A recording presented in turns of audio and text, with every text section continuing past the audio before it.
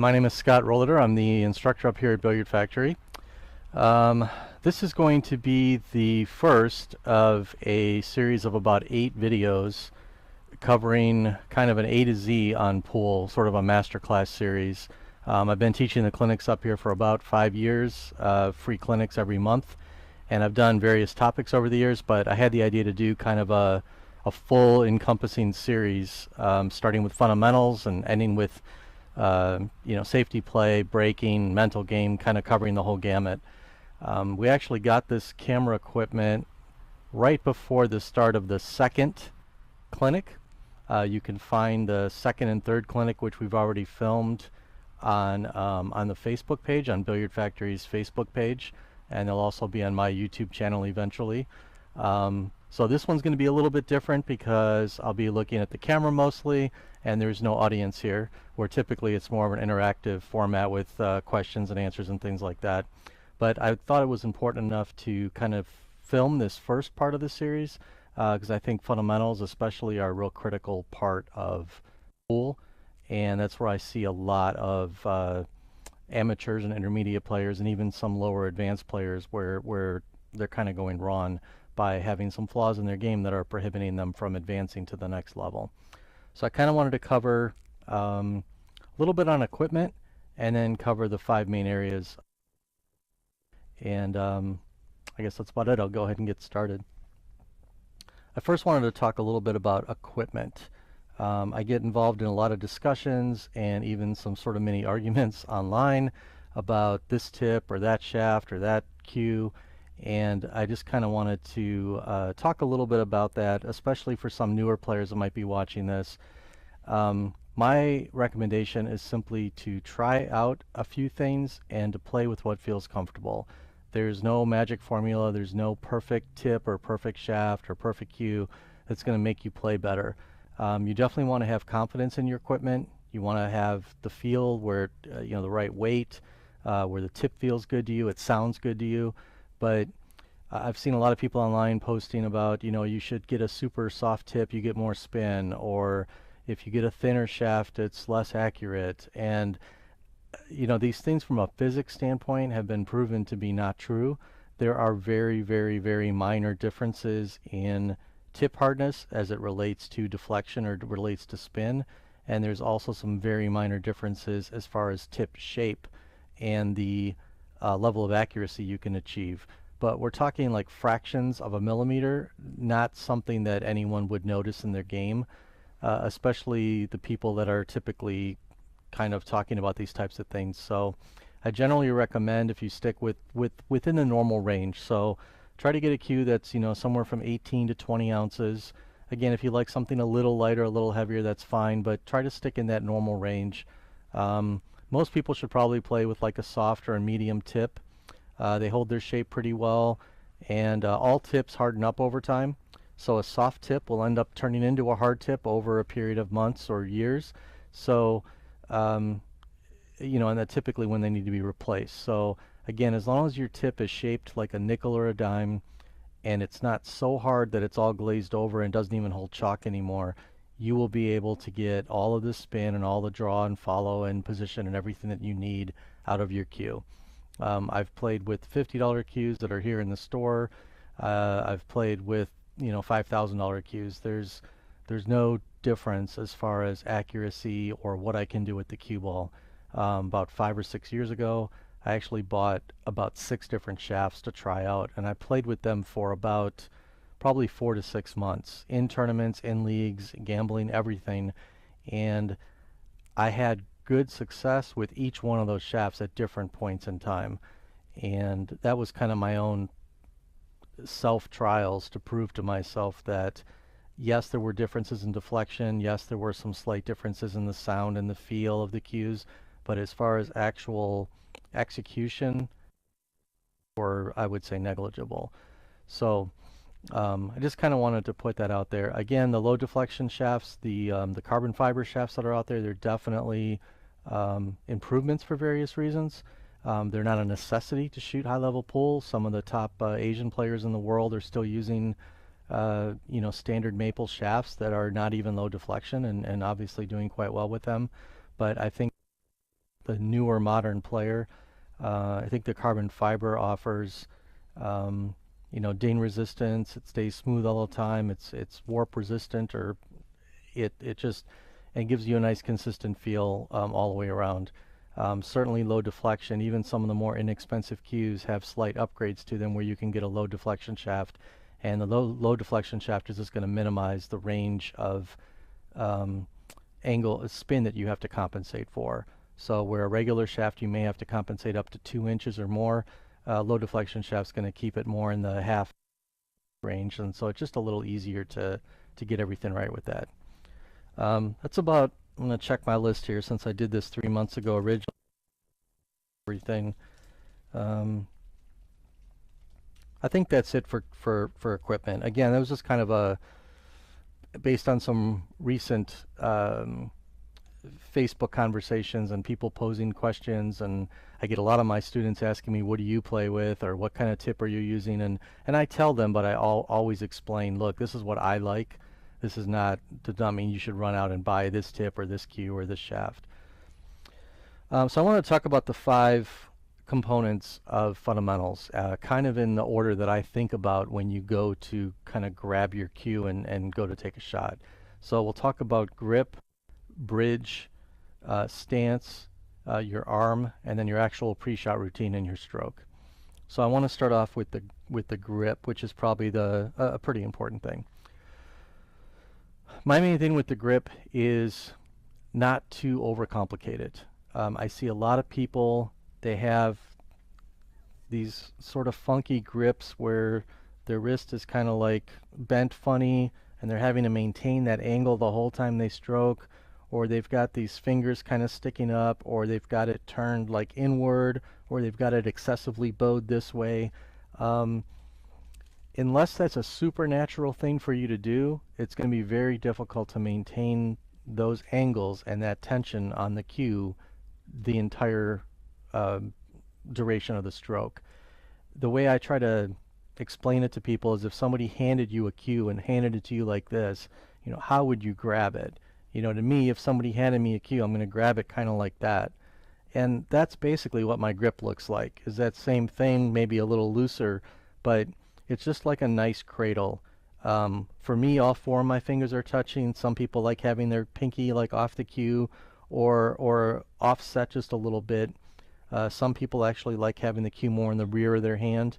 But again, I think a natural cradle is the optimal way to hold the cue.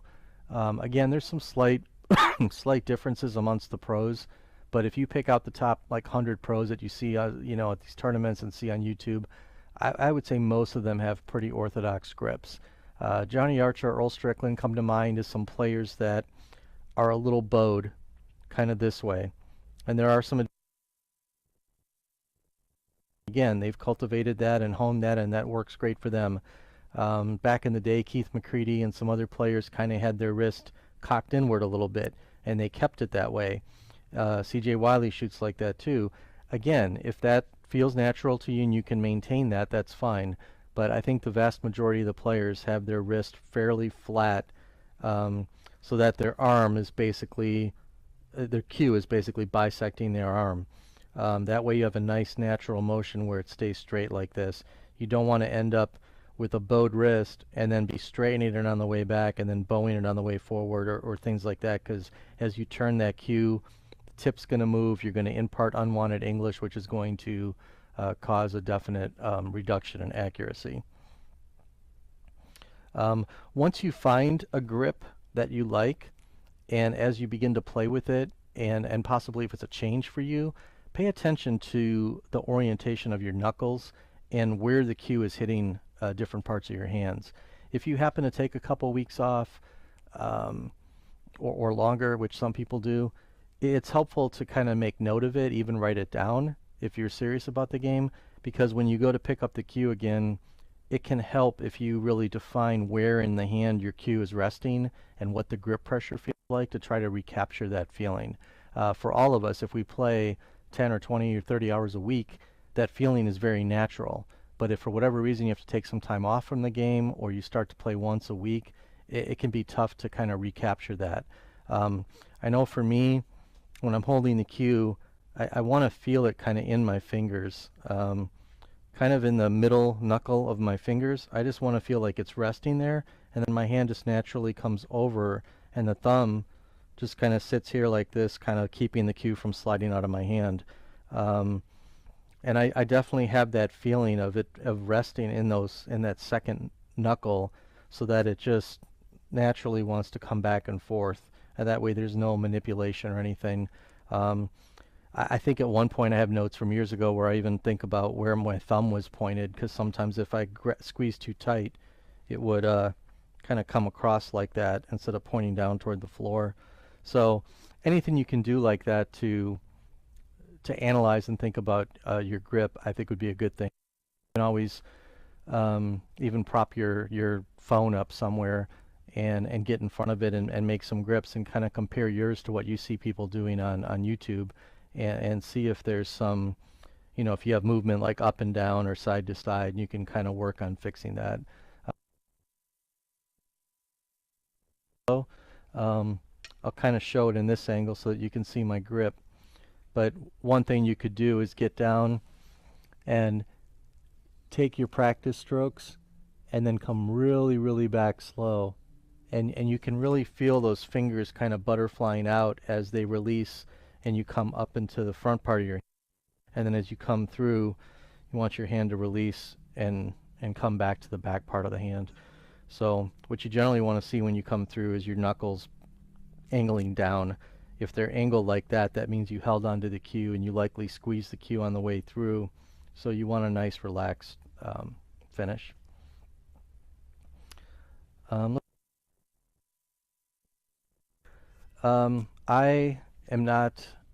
pretty ambivalent as far as open versus closed.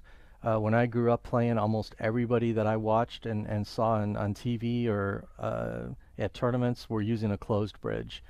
And then I think maybe some of the snooker influence came over, some of the Europeans and the Asian players started using more open bridges, and now that is fairly prevalent, at least 50-50, if not more. I would say most players that I've seen, snooker players are pretty much 100% open. There's still quite a few American players that are like 100% closed, but you typically will see a pretty good mix these days among the top players. So I'll go over both bridges and kind of talk about the pros and cons of each. The simplest probably is an open bridge. So really what you want to do for that, which camera, Eric, is good to just, okay. So really what you want to do is put your hand down on the table, just flat, and spread your fingers out a little bit. I see a lot of people, their hands are together, and you really want a nice strong base when you make the bridge.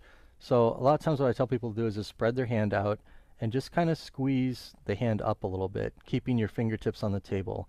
I see a lot of people, they start to make the claw hand, and that's not what we're looking for. You just want to squeeze it almost like there's a small ball or an egg or something under your hand. And then again, have your hand spread out, and then just bring your thumb up to your forefinger. That will create a nice, and if you can have your thumb where it's kind of angled up, some people even bend it. I can't do that because I broke mine too many times, but just have it up like that. That'll create a nice deep V channel for the cue to rest in. So again, if I'm flat, I squeeze up a little, bring my thumb up, spread my fingers out, and I turn my hand a little sideways. You generally don't want to go this way because the cue will run up against this fleshy part of your thumb and it will often stick. So if you turn your hand just a little sideways, just like that, I've got a in. One good advantage of the open bridge, number one, it's very simple, very relaxed feeling. It works in a lot of different situations, and you can see the entire length of your shaft as you're aiming. So when I get down like this, I can see, especially if I'm low on the cue, I can see right down my shaft all the way to the cue ball and kind of use that as an extra aiming point. If you use the closed bridge and your bridge is normal length and you stay low on the cue, your top knuckle actually gets in the way of your view, and you only seen maybe the end 2 or 3 inches or so of the shaft. Now, if you stand a little more upright, that's not a problem. But again, I think that's one of the big advantages of the open bridge. Now, talk a little bit about the closed bridge. It's basically a very similar concept, except the thumb, instead of forming a V with your first finger, is forming a V with the middle finger. So again, you want to still kind of squeeze up a little bit, spread your fingers out, and bring your thumb up to where your middle finger is. And for most players, you'll see their middle finger will actually come out to the side like this somewhat. Form that V, and then you want to put your cue in that V and then wrap your finger around. Now, based on the size of your hands, some people will wrap their finger all the way around like this, around their thumb. Some people will put it on the tip of their thumb. Some people will actually press really hard and kind of create a really firm a bridge. I've even seen people that can put their front finger on top of their middle finger. Whatever works, as long as you have it firm, but not so firm that you're restricting the movement of the cue. You definitely don't want to see a lot of white space though around the shaft, maybe just a little, but you don't. I see a lot of people with closed bridges that kind of look like this, and that's not really doing anything when I can move the stick all around like that. You really need it to be more snug. So again, the closed bridge, I'll do it kind of slower here and then around, and then that would be what that would look like. Now, for most people, the advantage of the closed bridge is that they feel more secure with their cue, especially for people with poor fundamentals. When they squeeze on the way through, if I use an open bridge and I shoot kind of hard, it would look like that because I'm squeezing. But if I close my bridge, you know, it can't go anywhere. The cue may come down and hit the table, so it looks a little better. People get scared of their cue flying up in the air. Really, I can hit a fairly hard shot with an open bridge, and my cue's not going to fly up in the air because I'm not squeezing it on the way through. So it's actually a good training technique if you want to try hitting like kind of some draw shots or some power shots with an open bridge.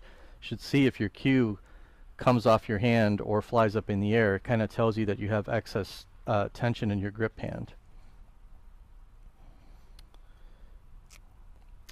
You want, with your bridge, another important thing is to try to keep as much of your hand on the table as possible. I see a lot of people with their bridges and they raise them up in the air like this. Anytime you do that, you may have to do that to get around a ball or something, but for a normal shot, you don't want to raise your palm off the table. You want to try to keep the fleshy part of your palm and as much of your hand as you can on the table. Kind of spread your fingers out as much as you can just to form a nice secure base. So again, with an open bridge, don't come up like this. You know, keep that part down on the table, and so you're like this or like that.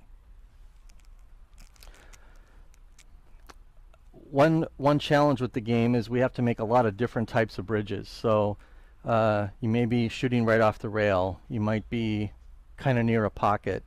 If you ever watch a tight match among the pros and they get into some weird situations, we as amateurs tend to just kind of glance over the bridge and want to go ahead and hurry up and shoot. And I've seen them take as much as 30 or 40 seconds when they're not under a shot clock trying to get their bridge perfectly comfortable and right, especially when it's kind of in a weird area of the pocket. So it's really that critical to the success of the shot. When you're on the rail, you generally do not want to build a bridge on top of the rail. So in other words, if I'm shooting close to the rail like this, I don't want to set my bridge on top of the rail and shoot down at the cue ball. And I also don't want an open bridge on top of the rail and shooting down at the cue ball. Anytime you shoot down on the ball like that, you're shooting down slightly because the bed of the table is a little bit lower than the rails. But if you add that elevation, any little variation in right or left of center on the cue ball is going to cause a much more extreme masse effect. The ball is going to curve pretty quickly and much more drastically than it is with a level cue. So you really want to avoid that, again, for accuracy, especially if you're shooting off the rail and shooting a long shot. You really want to minimize any kind of English at all.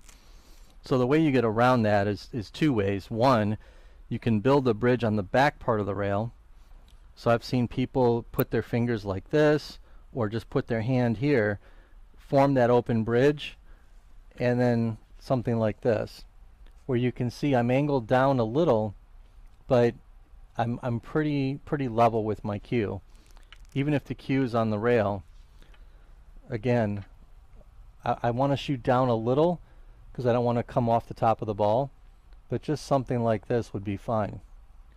The other bridge that I like a lot, especially if the cue ball is a little bit off the rail, is to keep it nice and flat on the rail.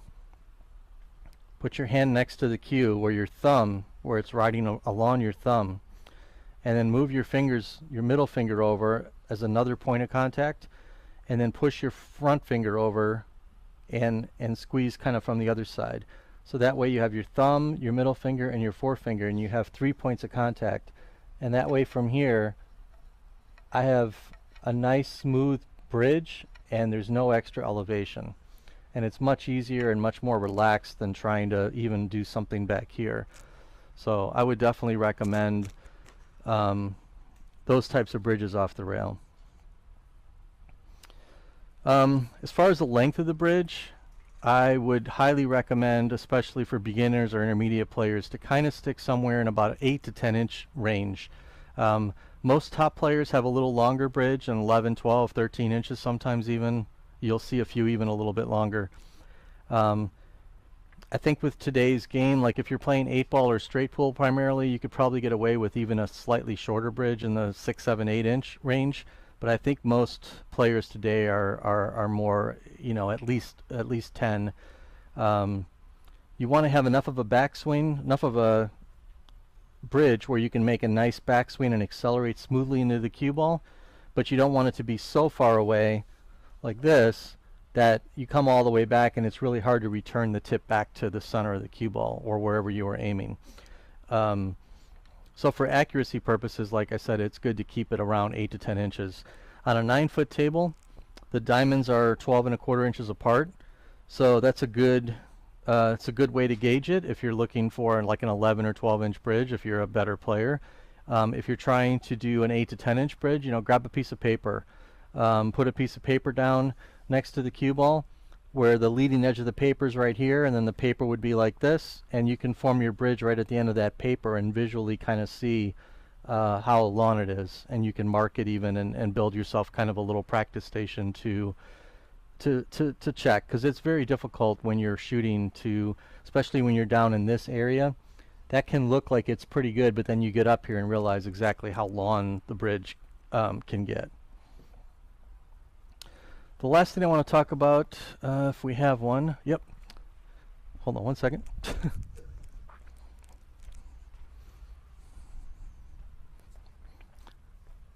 So the last thing I want to talk about is the mechanical bridge. I very rarely use this. I learned to shoot left-handed, and I probably use a bridge maybe a few times a year. But there are a lot of people, if you know, younger people or people that are a little shorter, or people that maybe can't stretch quite as far, is something that's very important to be able to use the mechanical bridge. So there's a lot of good videos on YouTube on this, especially from some snooker players, and those are the ones I would recommend you watch, because with the snooker table being 6x12, they're using the bridge and even a super long bridge a lot. And you can see the guys on the tour today and the women on the tour today that have that snooker background, because they're very, very proficient with the use of the bridge. So I'll just go over it in very slight detail.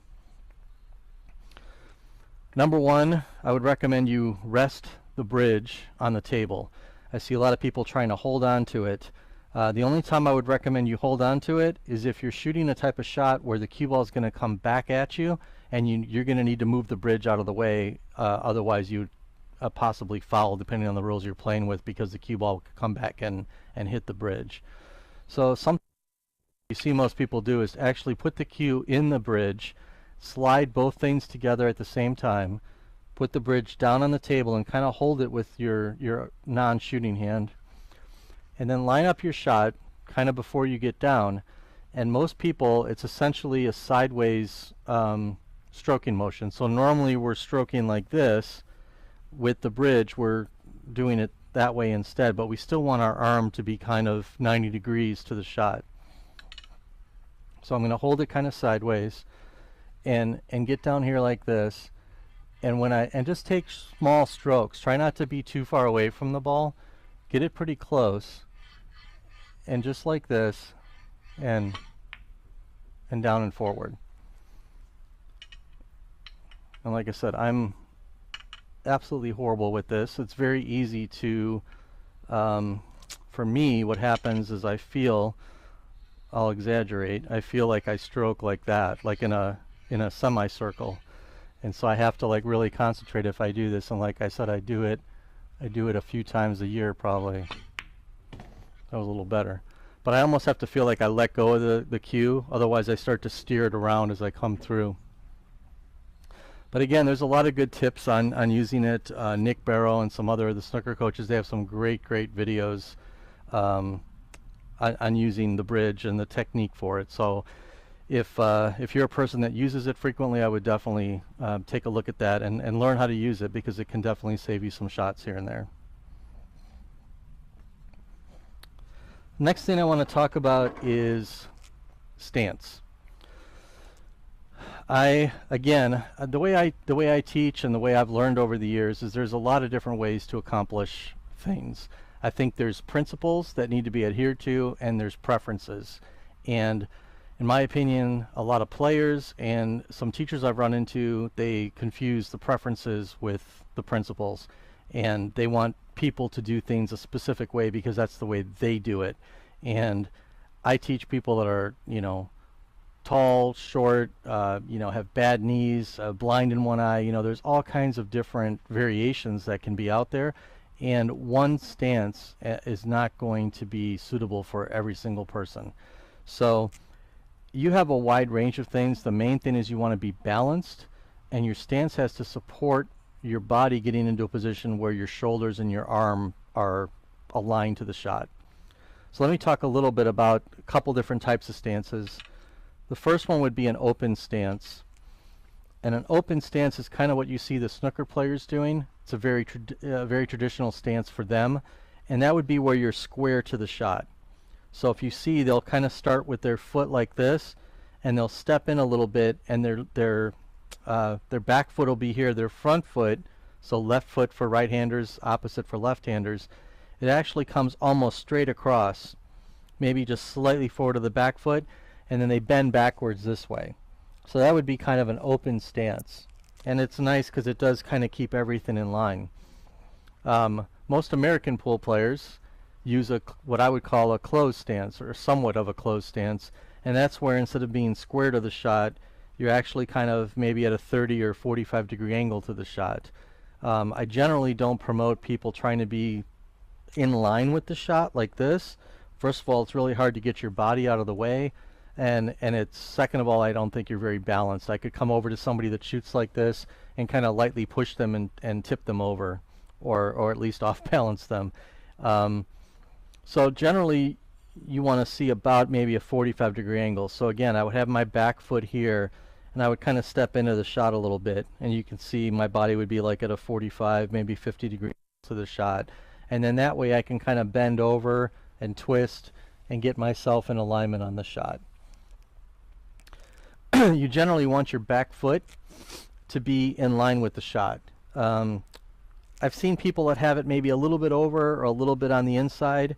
Again, it's going to depend on how you bend and your body type and things like that. Generally, you kind of want the ball of your foot or your instep somewhere around there to be on the shot line. I've also seen some really good shooting stances where like more the toe is on the shot line.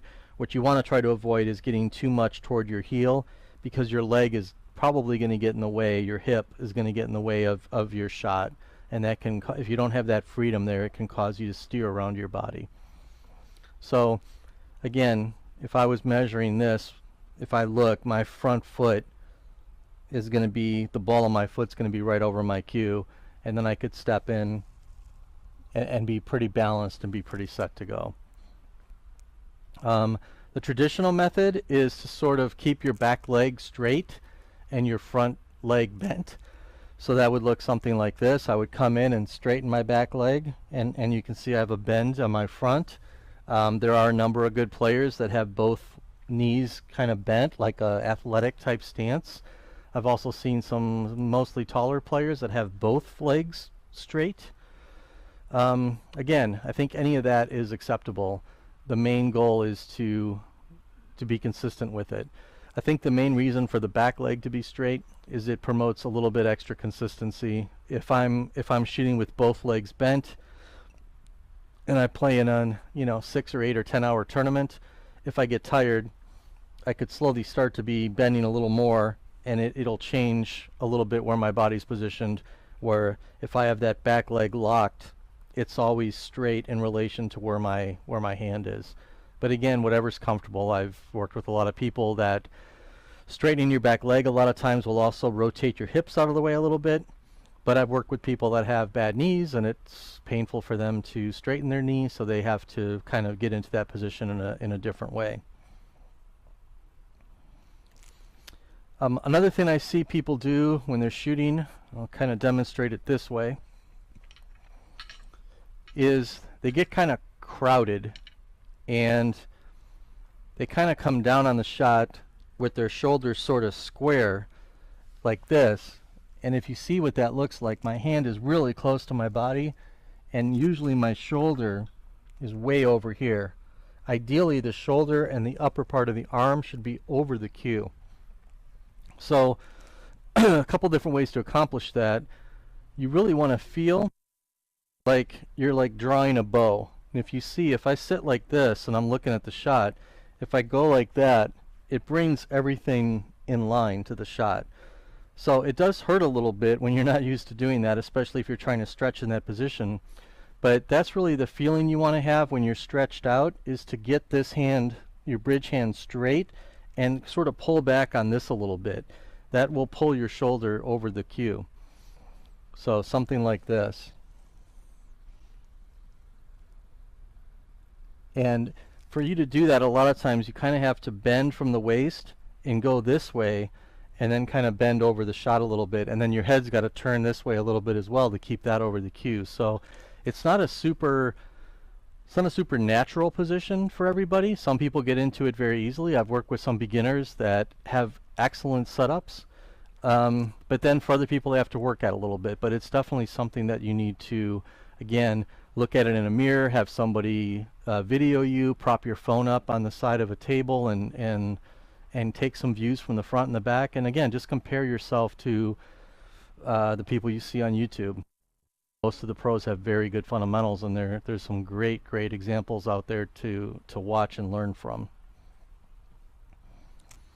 The last thing I'll talk about with stance is the height over the ball. Again, snooker players are almost always chin right on the cue, like this. There are some players that are a little more upright. I would say most players are close to the cue, or maybe a couple inches above it. You do get the best sight picture when you're down low on the cue. If you try this, if you're not already doing this, if I go like this and I'm really upright, it's really hard for me to see where center of the cue ball is. I kind of actually a half tip above center, where when I'm looking at the cue from this perspective, I can see exactly where my tip is. So I advocate a lower to the cue stance if you can do it. But again, I have a number of students that are maybe 6 or 8 or 10 inches above the cue, and they feel comfortable that way, and they've shot that way their whole life. And I don't force them to change unless I see that it's causing them some inconsistencies in their game.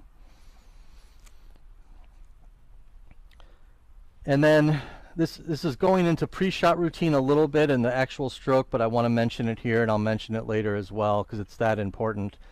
I see a lot of my students, beginners especially, but even some fairly advanced players, when you take your stance, in other words, you're sitting back here usually in some sort of aiming position, and I'll talk about this a little bit later too. As you build your stance and get in, you have to keep your head on the line of the shot. I see a lot of people when they take their front foot step, their head, I'll do it this way, their head moves sideways.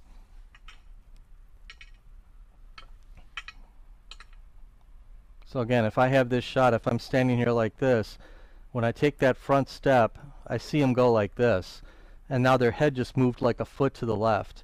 And then as they bend, they're bending back into the line of the shot. And so they're having to reacquire the shot line on the way down to the shot. And sometimes they get it right and sometimes they get it wrong.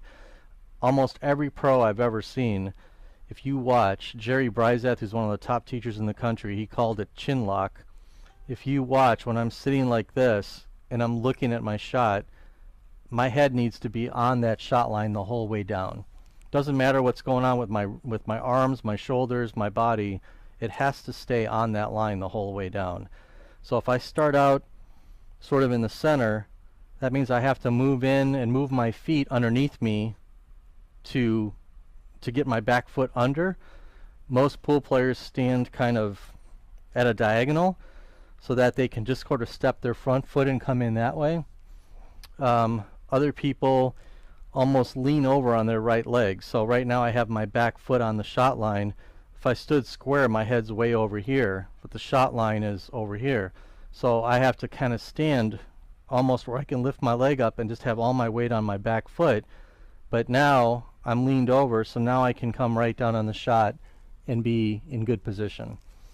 So I had one player I think I worked with maybe a year ago. He was a 6 in APA, and this is not a normal practice that I expect to achieve with a student, but I would say in one 45-minute to an hour lesson, he went from like a 6 to a 7 just because his head was moving so far to the left and he didn't realize it, and he was compensating for it the whole time he was playing. And the minute he fixed that and continued to work on it, I mean, he went up a level almost immediately. So it's that important to be aware of your head position. So the last two things I want to talk about are aim and stroke. So, sorry, arm and stroke. I just looked at my notes, it was wrong. So the arm is, I think, fairly simple. It's hard to get perfect, but because it's hard for you to see exactly how it looks. But that's, again, where using a camera, having a buddy tell you is a great thing. But really, when you look at it from the back, you really want the cue to kind of bisect your arm, ideally. Again, sometimes people are a little bit over, a little bit this way, but ideally you want it to be sort of in line. If it stays in line, it's very easy to keep it on line and to return it back to where you started. You also want your arm this way to be basically a 90-degree angle to the cue. So something like back here. Almost no good player does that. I can't think of a single player that holds it too far back. There are some good players that hold it slightly forward of 90 degrees, and that's okay if it's slightly forward. But again, you don't want to be up here. If you get too far up, you'll basically be kind of poke stroking, and your tip is going to go down very rapidly because of the natural kind of pendulum motion of your arm. So an ideal stroke, a classic stroke, is exactly that. It's a pendulum motion. So by having it at 90 degrees, think of a pendulum as it comes up and down like this. It's the flattest and the smoothest at the bottom of the arc. And that's kind of how you want your stroke to be. So that if you have your arm at 90 degrees, as you come through the cue ball, it's going to be a nice flat line for that couple of inches right around contact with the cue ball. Again, if you're holding it too far back or too far forward, your tip will either be rising or dipping on the way through, and it can cause you to be less accurate with your striking of the cue ball. Again, like I said before, I don't advocate trying to angle it in like this or angle it out like that. You typically are going to have to hold it in that position, and that's not natural. What's natural is if you just have your arm loose and your elbow's here and you hinge from the elbow and just come straight back and straight forward. That's the easiest, most repeatable motion. Again, the arm is fairly simple to talk about. I work on it quite a bit with my students, but from a conceptual standpoint, it's pretty straightforward. The last thing I want to talk about with the arm is elbow drop. Again, there's some schools of thought out there that talk about elbow drop and, oh, you should never drop your elbow. I will agree with them that dropping the elbow doesn't necessarily inherently add anything to the shot, because typically the elbow drop has happened after the cue's already hit the ball and it's gone. However, it's quite natural for players, myself included, to have a little bit of elbow drop as your arm extends through the shot and follows through. So again, as long as I don't see anybody collapsing during the actual stroke, like as they're hitting the cue ball or before they're hitting the cue ball, I think it's perfectly fine if you do something like this. You come back, you hit the cue ball, and then your elbow drops a little, and you kind of extend your cue a little. There's no reason to artificially extend your cue. I see people, sometimes they do something like this and they try to really like force it out there. There's no reason for that. You just want a nice normal 4 to 6 inch follow through and something like that. And you can see my arm probably did drop a couple of inches just because that feels natural for me. But I can also shoot and kind of keep my elbow pinned if I need to. Keeping it pinned and not dropping it is super important when you're shooting like kind of jacked up shots and things like that, or jump shots, because if you're shooting and you collapse, your tip actually raises. But again, if you were able to hit the ball and then collapse, it's not as big of a deal. It's just much easier to collapse before you hit the ball when you're elevated like that. So again, if there's a slight elbow drop after contact, I don't see anything wrong with that. I wouldn't necessarily hone that action, but if it's there naturally, I would not try to get rid of it. Okay, so I'm going a little much quicker here than I did when I taught this the first time. Again, I usually have about 25 to 30 people here, and there's some questions and some more interaction and things like that. But I think I'm hitting all the points. I tried to make some notes of the things I covered the first time I did the clinic. Again, there's some other videos out there. There's a lot of good stuff. There's some not so good stuff. But there's quite a few people out there that have some videos on YouTube for free that talk about different things of fundamentals. If you can get some very excellent books, Phil Capel's series, any of his books are great. Robert Byrne, Mark Wilson has a great book. Jerry Bryzath has a great DVD. He goes into a great detail on the fundamentals, and that's really where I learned a lot of theory from as well. So I would recommend those sources if you want to kind of really dig into the more technical aspects of some of this. But pool fundamentals are critical, but they're not quite as complex as, let's say, when you're thinking about the tennis swing or the golf swing, just because there's a little more moving parts, and the parts that are moving much faster. So I always kind of think about, like with pool, it's kind of funny that it's such a simple motion.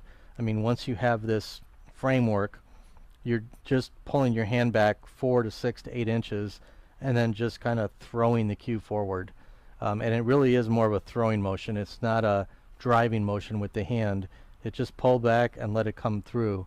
And as simple as that is, I see some pretty weird stuff out there sometimes. And again, I think if you can straighten the fundamentals up, it definitely helps your overall consistency quite a bit in the game. I don't see very many top players. There are a few that are pretty good, but I don't see too many that have poor areas of fundamentals. So last thing I want to talk about is stroke. I covered on some of these things before, but the whole concept of having a good solid pre-shot routine, that is something, again, I could randomly pick 20 pros from YouTube right now, and I guarantee you every single one of them has a very, very strong pre-shot routine. Very defined for them, very consistent in terms of the makeup of their practice strokes, the length of their practice strokes, the amount of time it takes them to make a decision, the amount of time it takes them to actually stroke the ball from the time they start their practice strokes. It varies slightly when they have very, very easy shots or tough shots, but in general, I would say most people are going through a very firm technique, very defined technique every time.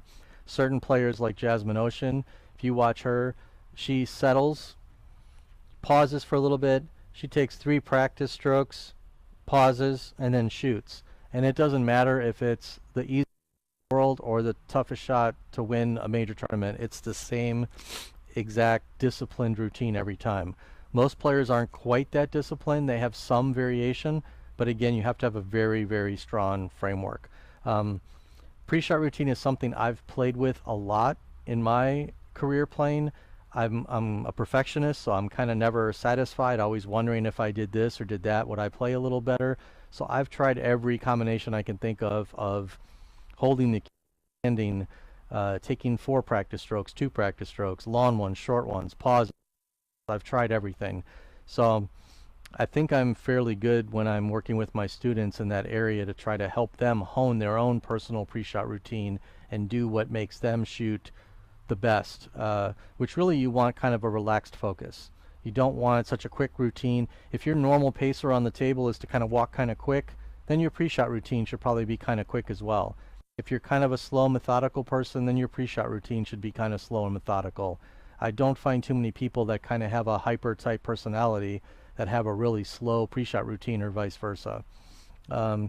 Even someone like Ralph Souquet, who has a very slow, methodical approach around the table, he may take 15 or 20 seconds walking around the table looking at his shot from 3 or 4 different perspectives, but when he gets down to shoot the shot, he's fairly quick about it.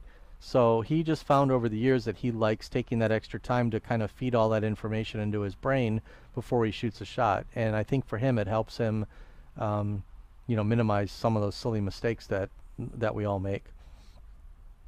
So again, for me personally, for my pre-shot routine, I can do a couple of different things, but if I'm shooting a shot like this, again, I want to stand away from the table somewhat. So when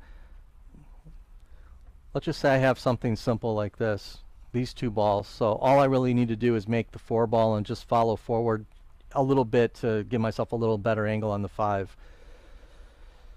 I want to do my aiming and my thinking about my speed and my spin and my everything from away from the table. I don't want to be crouched up here. I want to be like a step back, no closer than 1 full cue length away. And a lot of times you'll see people kind of air stroking their cue while they're thinking. It kind of helps keep them loose. That's perfectly fine. It's also fine if you want to sit here like this and just stare at it.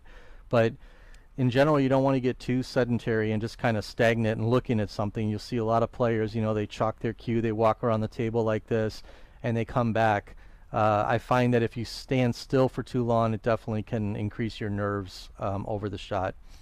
So let's say I'm here and I've decided, okay, I know what I want to do. So I'm set. So this is my set position. And for me, I like having my hand kind of near my hip. If you notice, as I come into the shot, my hand doesn't have to move much. Right where it's going to be because I stand about a cue length away from the ball. Now if you stand further and you take a step in, it's still the same thing. You kind of want your hand somewhere around your hip.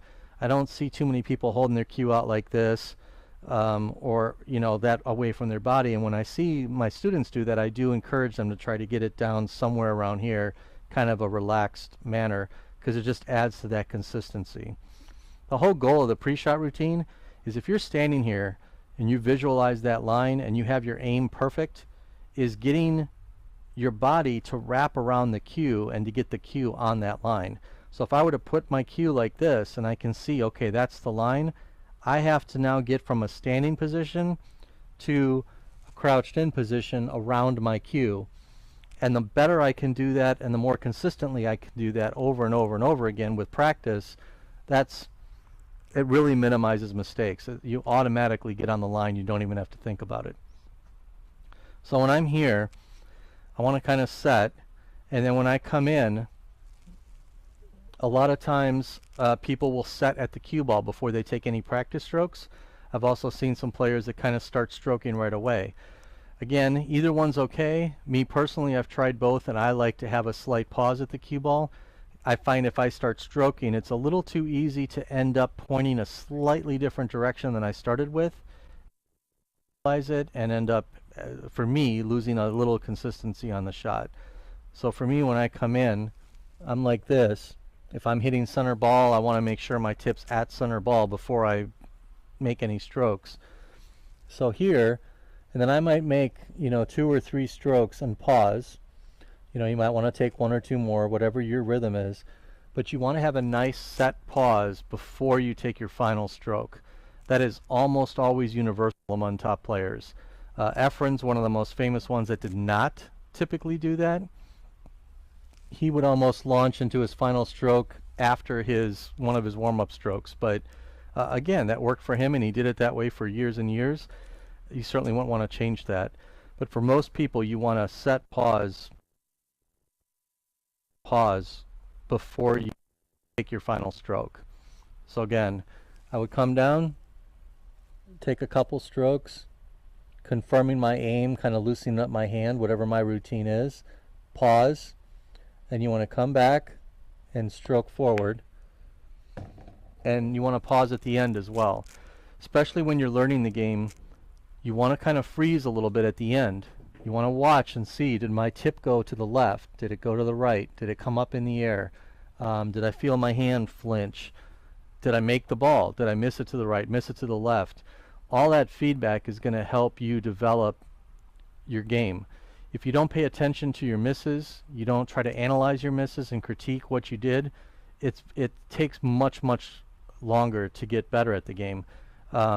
Really, every shot should be adding to your mental computer of shots you've shot in your life, good and bad, and that's how you learn to kind of aim and to do things the right way. When you have certain shots and you've missed them 30 one way, you try another way, and then you make it that way, and then you try it another 30 or 40 times and make it, and so now every time you see that shot, you just know to shoot it that way. So that's really critical, is to have a good, strong pre-shot routine.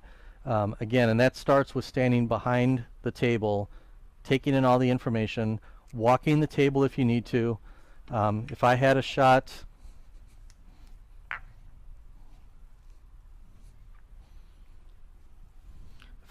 like this, let's say it's something even really simple.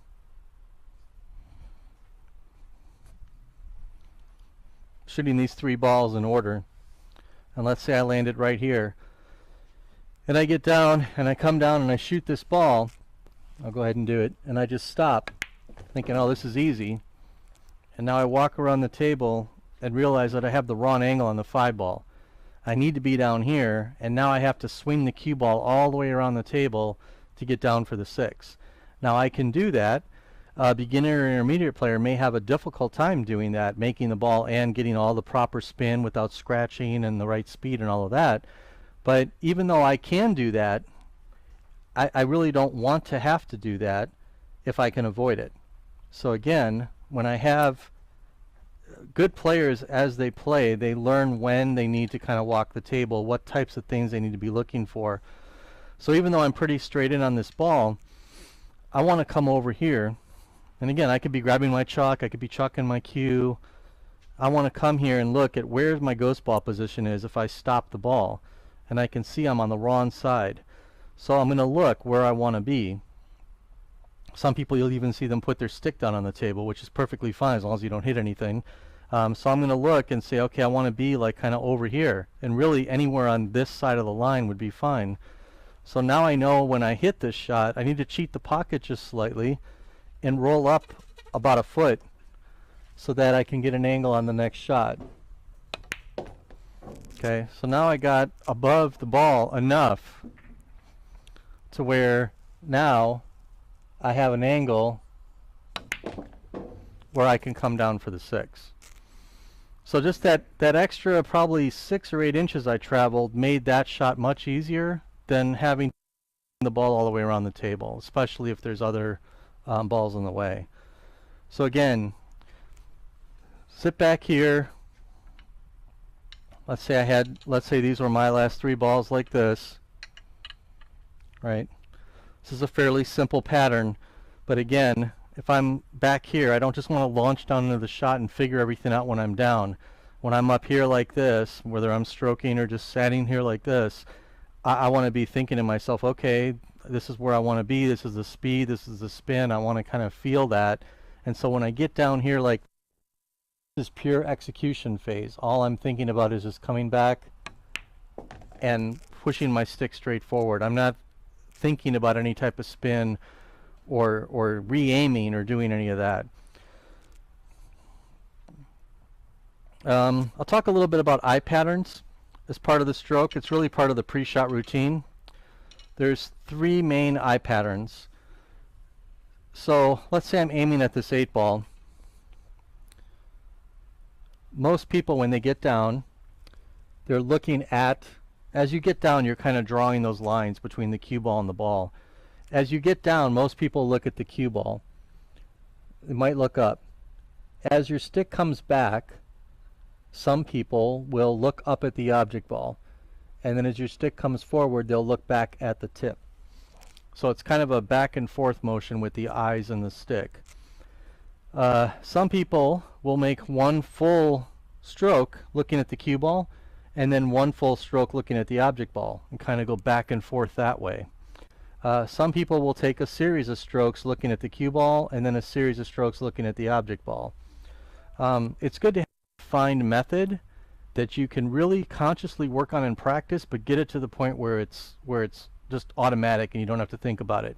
If you really want to mess up a good player who's not technically sound, you can ask them, where are your eyes looking when you shoot, or are you breathing in or out when you shoot? Because people don't generally think about that type of thing, and when you make them think about that type of thing, it can often kind of mess them up a little bit.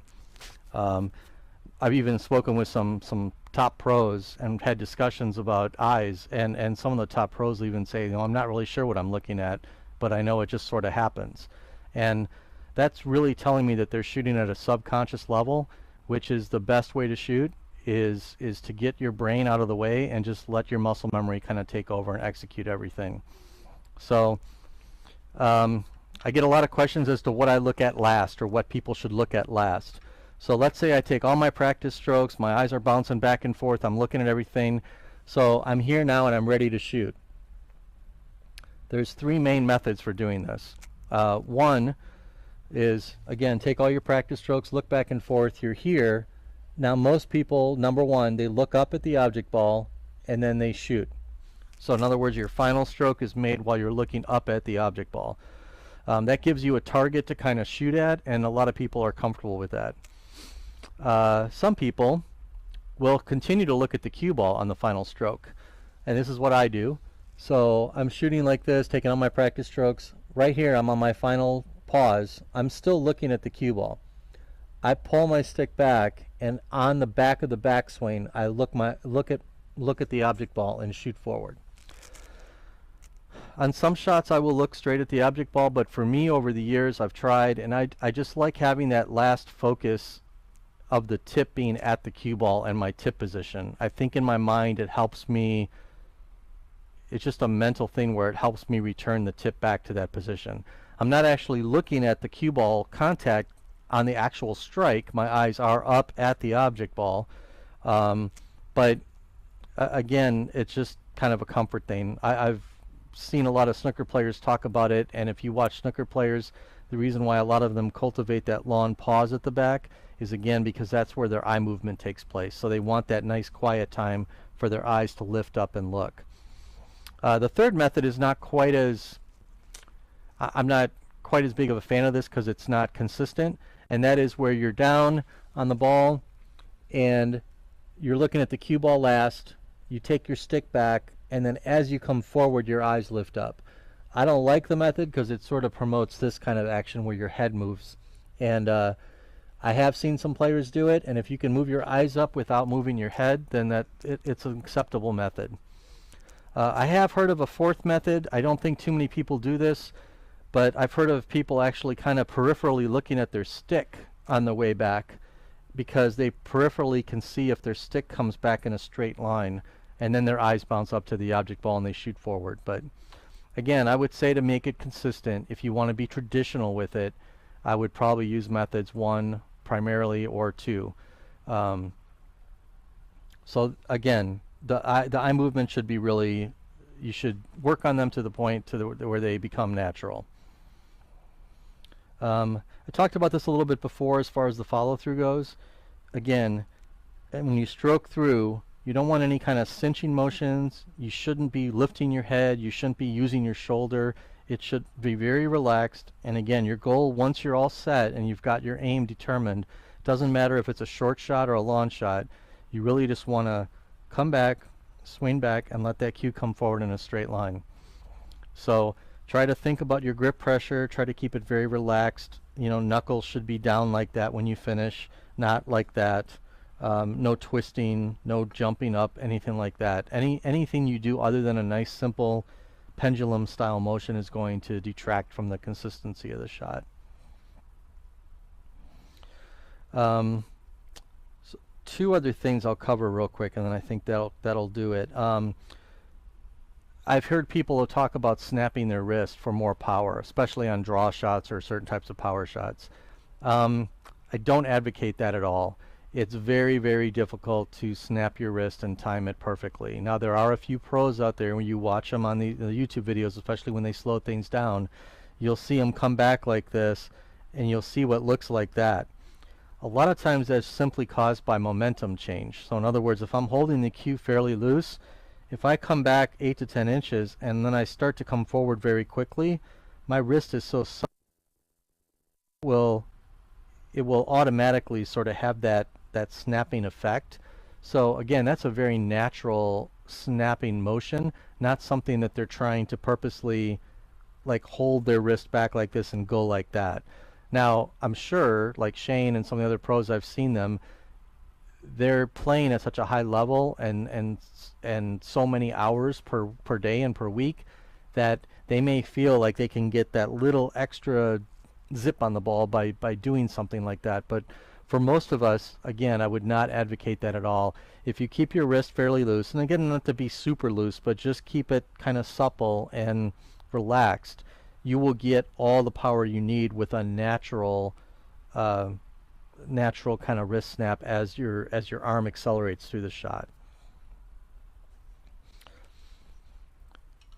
And then the last part I want to talk about with the stroke is kind of developing a reference stroke speed. So on a scale of say 1 to 10, I try to shoot a lot of my shots at like a 3, 4, 5 range. And my optimum stroke speed is probably about a 4. So what that really looks like, one of the teaching organizations had a scale, and so basically if I shoot a lag shot down to the rail and back to here, that would be a 1. And then every 2 diamonds would be an extra speed. So if I shot the ball there to the rail and out to here, that would be a 2, and then a 3 and a 4 and a 5. So again, for me, I'm somewhere probably between this 3 range and this 4 range. So if I'm shooting a shot, you know, something like that is how I'm going to actually shoot the ball. So that would be, again, right in that 3 to 4 range.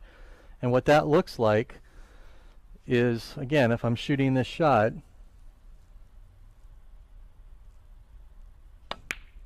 something like that, that same speed.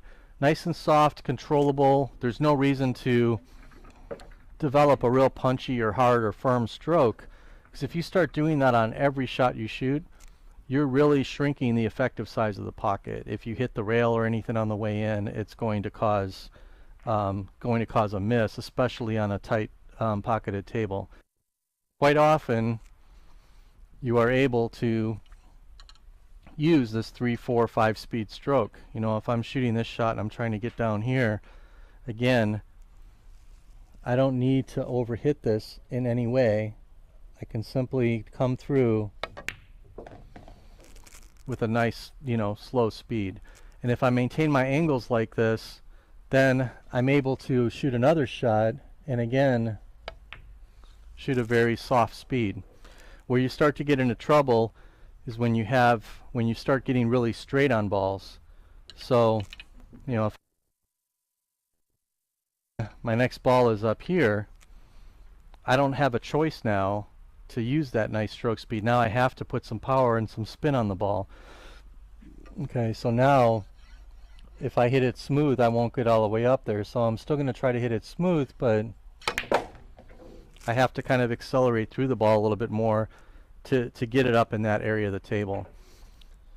But if I was able to manage my angle properly, instead of being here, I would rather be like this, and then it's much easier. Now I can use that normal 3 to 4 speed stroke and get all the way up table with very minimal effort. So again, when I did this the first time, I had a lot of questions. We kind of covered a lot of things that people wanted to know, but that really kind of hits all of the main points I wanted to hit. The main thing is to really focus on your fundamentals. It's a super critical part of the game. I would say for probably 90% of the people that come to me that want to work on things like aiming or English, it's not usually their aim or even their spin that's the problem. It's almost always fundamentals. And I have had tons of students that have complained about wanting to learn an aiming system or wanting to work on certain types of shots. And again, I would say about 90% of the time it's attributed to fundamentals. It had nothing to do. It's alignment, it's stroke, it's not being consistent and moving in a straight line. And when we fix that, then all of a sudden their aim isn't a problem anymore. Their actually aim was okay. So really work on this. Like I said, there's a bunch of other resources out there you can look at as well. And like I said, we've got the other couple of parts of this already filmed. So please continue on and watch the rest. After this section on fundamentals, the next one is on shot making, which will really show you everything you need to know about actual aiming and making balls and effective pocket sizes. I talk about combinations, caroms, billiards, everything that you need to know to kind of put the ball in the hole, so to speak. And the third class was on English, so I cover everything on follow, draw, spin, using compensations, using different systems to shoot with English. And I also talk a little bit more about the pre-shot routine and the stroke in that one. And like I said, I'll continue on. It'll be a total of an 8-part series with probably about 10 to 12 hours of instruction. So hope you enjoy it. Thanks very much.